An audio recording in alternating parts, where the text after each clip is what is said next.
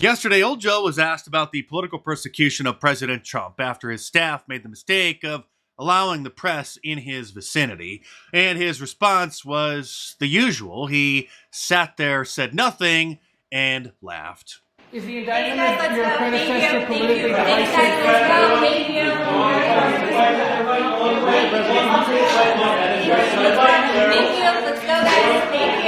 There is no way that this guy is running for re-election at some point, and he'll drag it out as long as he can, but I can't see it going much past July.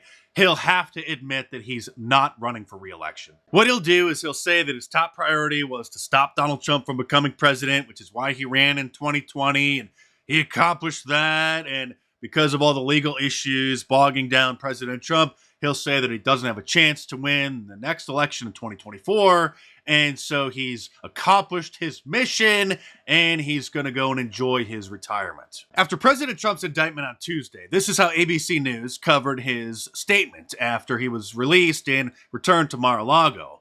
And just take a close look at the podium, and let me know if you notice anything unusual or missing. I never thought anything like this could happen in America. Never thought it could happen. None of us did either, sir. We always thought that the communists would be contained on foreign shores. And the communists that run ABC News, always broadcasting crap, doctored the footage of President Trump's statement by blurring out the phone number that he has displayed on his podium, encouraging people to text the word Trump to the number 88022. Of course, this is highly unethical. No actual news organization would doctor or censor an innocuous image. Something else the communists censored was President Trump's mugshot, which they decided not to take because, well, tell us, CNN analyst. The likelihood of it being improperly distributed is pretty high. And improperly distributed, meaning leaked to the public so that we could see what an incredible and iconic image it would be. It would have far eclipsed the popularity and power of mugshots of other famous people, including Martin Luther King and even Frank Sinatra, whose mugshot for generations has literally been sold on posters and t-shirts. But nothing makes liberals happy. The Washington Post is upset that there's no Trump mugshot, but there's plenty of Trump mugshot merch. Yes, there is. Available at markdice.com, or click the link in the description below, which shows a mock-up version of our political prisoner president. In his statement on Tuesday night, President Trump pointed out the corruption of Fat Alvin Bragg, the district attorney who filed these bogus charges, and of the judge who's going to be overseeing the case.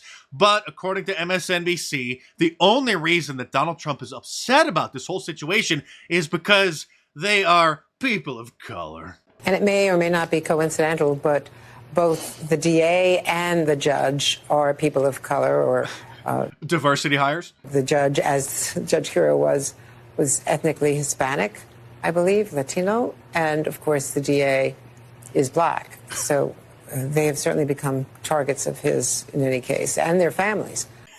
That's what we call imaginary racism. If you missed my previous video on this from yesterday, go and check it out, because many of the clowns at CNN can't even pretend that this is a legitimate case. And the front page of the Washington Post sums it up best. Trumped up. Is that it? Bragg's historic case versus Don falls flat. Canada is collapsing to Marxism as well. In fact, in many ways, culturally, they're farther gone than we are. And a new law has been proposed that would create a safe space around the drag shows for the children that would fine any protester up to $25,000 for offensive speech. After the Proud Boys, one of the few organizations that actually has the guts to protest the groomers, went and disrupted a drag clown story hour event in Idaho, of all places, the local district attorney or the sheriff started investigating them for a possible hate crime. I'm actually surprised that they haven't been indicted.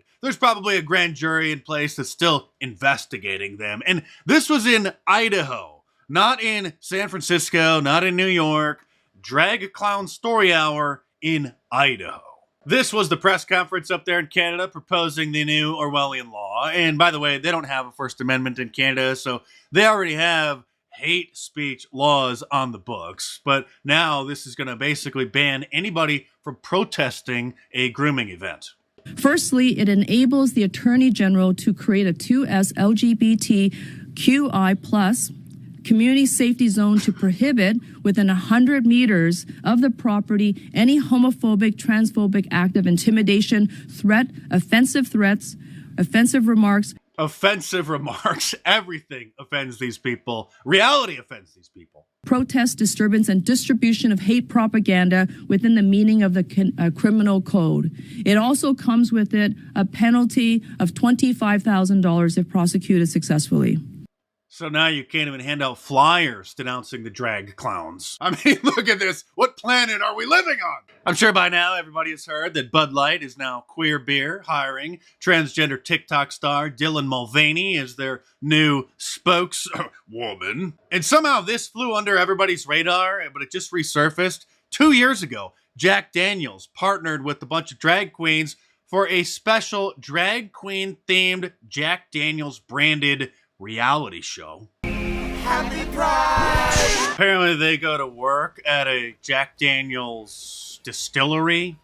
Okay, that's enough. And in case you didn't know, Coors Light drinkers, your beer is also gay. They proudly stand with the LGBT whatever community. This all reminds me of some twin cities I read about in the Bible. One of which, whose very name used to be used to describe certain kinds of behavior, but you're not allowed to make certain Bible references these days anymore because that's considered to be hate speech. And at this point, it probably won't be much longer until you get arrested for making such comparisons.